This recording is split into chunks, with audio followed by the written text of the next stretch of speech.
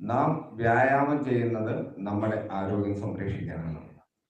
അത് കണ്ടിട്ട് മറ്റുള്ളവർ വിചാരിക്കും അവരെ ആക്രമിക്കാനാണ് എന്നതാണ് ഈ സമൂഹത്തിന്റെ ഏറ്റവും വലിയ പ്രശ്നം. ഹിന്ദു എന്ന വിഭാഗം എവിടെ സംഘടിച്ചോ അതെല്ലാം ഭീകരതയാക്കി ചിത്രീകരിക്കുന്ന ന്യൂനപക്ഷങ്ങളുടെ നടുവിൽ താമസിക്കുന്ന അഭയാർത്ഥികളായ ആളുകളാണ് നാം ഓരോരുത്തരും. ഒരു കാലത്ത് ഇന്ത്യയിലെ പോലും പ്രതാപികളുടെ നഗരമായ അനന്തപുരിയിൽ പോലും ഇന്ന് ഹിന്ദുവിന് ജീവിക്കാൻ കഴിയാത്ത സാഹചര്യം. അങ്ങനെയെങ്കിൽ കേരളത്തിന്റെ മുക്കിലും മൂലയിലുമുള്ള അവസ്ഥ എന്തായിരിക്കും എന്ന് നിങ്ങൾക്ക് ചിന്തിക്കാവുന്നതേ ഉള്ളൂ. നാം മുന്നോട്ട് വയ്ക്കുന്ന പ്രശ്നങ്ങൾ ഹിന്ദുവിന് നേരെ നടക്കുന്ന അതിക്രമങ്ങൾക്കെതിരെ പ്രതികരിക്കുക, ലവ് ജിഹാദ് പോലുള്ള പ്രശ്നങ്ങളിൽ ഹിന്ദു പെൺകുട്ടികളെ ചതിയിൽ വീഴ്ത്തി കുടുംബത്തെ ഇല്ലായ്മ ചെയ്തതിനെതിരെ പ്രതികരിക്കുക.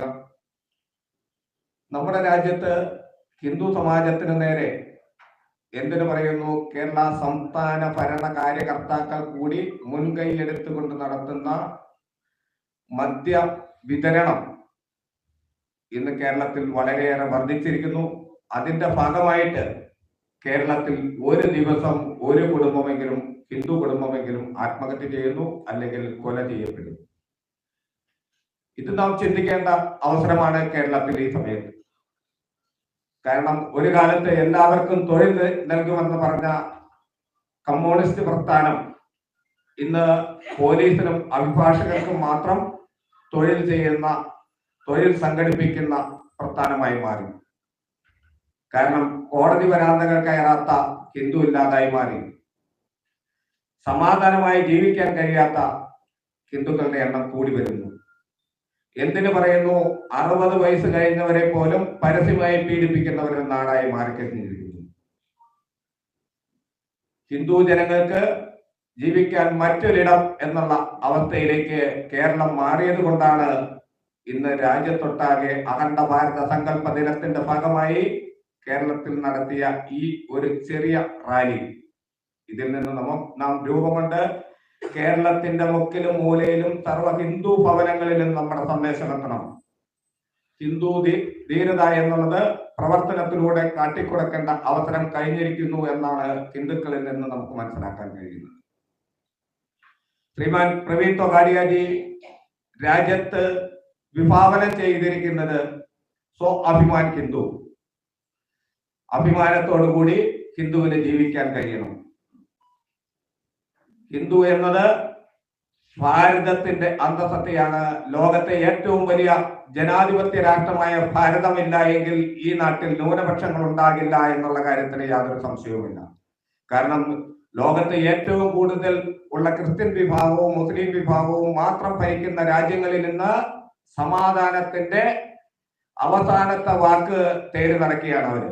കാരണം സമാധാനം എന്നുള്ളത് പുസ്തകങ്ങളിൽ മാത്രം രേഖപ്പെടുത്തിയിരിക്കുന്ന വാക്കായി മാറി. അതുകൊണ്ട് ഇന്ന് ഹിന്ദുവിന് ഉള്ള രാജ്യങ്ങളിൽ മാത്രമാണ് സമാധാനത്തിന്റെ പേരിൽ അവർക്ക് പ്രതിഷേധിക്കാനും പ്രതികരിക്കാനും കഴിയുന്നത്. മറ്റു രാജ്യങ്ങളിൽ മത നിയമങ്ങൾക്കനുസരിച്ച് നിലകൊള്ളുന്ന കോടതികളും ജനാധിപത്യ വ്യവസ്ഥകളും ജനാധിപത്യത്തിന്റെ മറവിലെ മതാധിപത്യവും മാത്രമാണ് ലോകത്തിൽ നിന്ന് നമുക്ക് കാണാൻ കഴിയുന്നത്.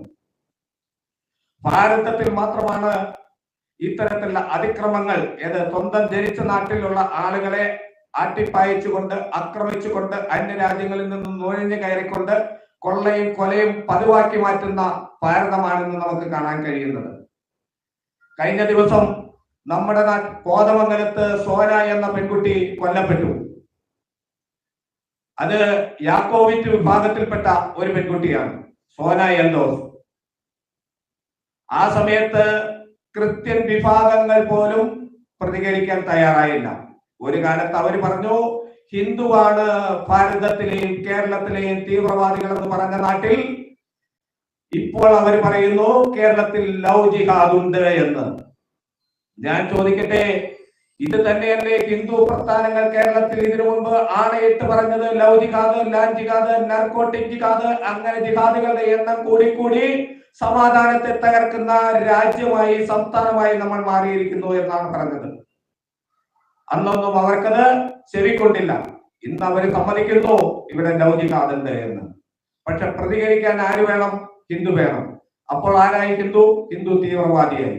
ഹിന്ദു എവിടെ പ്രതികരിച്ചാലും ആദ്യം സംഖ്യയാക്കും, പിന്നെ തീവ്രവാദിയാക്കും. ഇങ്ങനെ ഒറ്റപ്പെടുത്തുന്ന നയങ്ങൾക്കെതിരെ ഹിന്ദു ജനങ്ങൾ സംഘടിക്കേണ്ട സമയം അതിക്രമിച്ചു.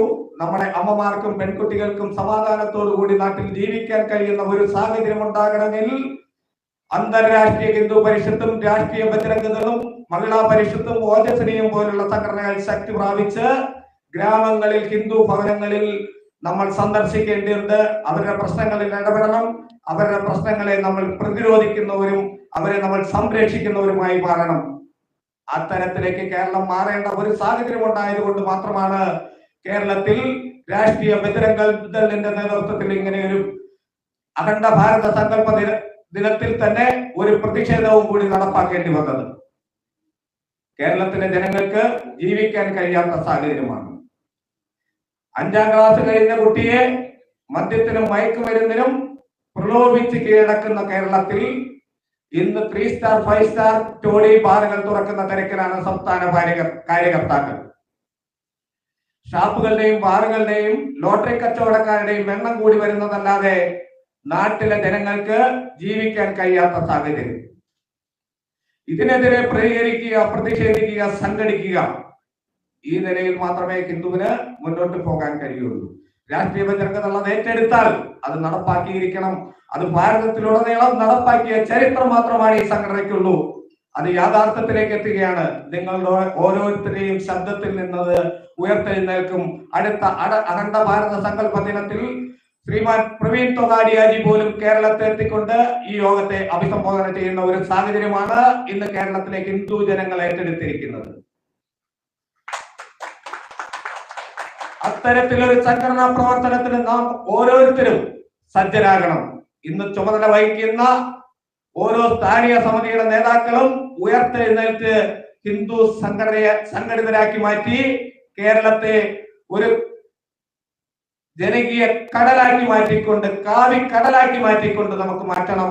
പ്രതികരിക്കാൻ വരുന്നവർക്കെതിരെ ആശയങ്ങൾ കൊണ്ടുള്ള അക്രമങ്ങൾ അവസാനിച്ചുകൊണ്ട് ഏത് തരത്തിലുള്ള അക്രമത്തെയും നമ്മൾ നേരിടും. അതിന് സംശയമില്ല.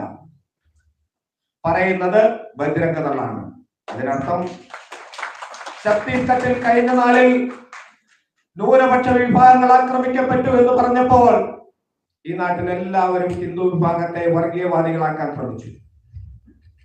എന്താണ് കാരണം? ആ നാട്ടിൽ നിന്ന് പെൺകുട്ടികളെ കടത്തിക്കൊണ്ടുവന്ന് ഈ നാട്ടിലെ ചേരിക്കപ്പണിക്കും അടുക്കളപ്പണിക്കും എന്തിനു പറയുന്നു, മതമേധാധ്യക്ഷന്മാരുടെ വെപ്പാട്ടിപ്പണിക്ക് പോലും തള്ളിവിടുന്നു. എത്ര പേരെ കേരളത്തിലേക്ക് കൊണ്ടുവന്നു എന്നോ, എത്ര പേര് മരണപ്പെട്ടുവെന്നോ, എത്ര പേര് ജീവിച്ചിരിക്കുന്നു എന്നോ അറിയാൻ കഴിയാത്ത ഒരു സാഹചര്യമാണ് കേരളം. കേരളത്തിൽ നിന്ന് പോലും ഇത്തരത്തിലുള്ള വിഭാഗം തട്ടിക്കൊണ്ടുവരുന്ന ആളുകളെ, മനുഷ്യക്കടത്ത് നടത്തുന്ന ആളുകളെ അറസ്റ്റ് ചെയ്തു. പക്ഷെ ഛത്തീസ്ഗഡിൽ അറസ്റ്റ് ചെയ്തപ്പോൾ അതൊരു വർഗീയതയാക്കി മാറ്റാൻ ശ്രമിച്ചു. പക്ഷെ കോതമംഗലത്ത് സോന കൊല്ലപ്പെട്ടപ്പോൾ വർഗീയതയുടെ മുഖം മറ്റൊരു വശമായിട്ട് മാറി.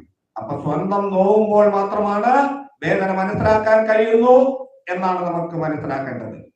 അതിൽ നിന്ന് മനസ്സിലാക്കേണ്ടത് പ്രതികരിക്കുന്ന സംഘടനയാണ് രാഷ്ട്രീയ ബജരംഗദളും AIP-യും മഹിളാ പരിഷത്തും ഓജസ്വിനിയും ഒക്കെ. അവർക്കൊപ്പം അണിചേർന്നുകൊണ്ട് കേരളത്തിന്റെ ഗ്രാമങ്ങളിൽ നമ്മൾ ഉയർത്തെഴുന്നേൽക്കണം, നമ്മൾ ശക്തിയായി മാറണം എന്ന് മാത്രം ഓർമ്മപ്പെടുത്തിക്കൊണ്ട് നിർത്തുന്നു. നന്ദി, നമസ്കാരം. ജയ് ശ്രീറാം.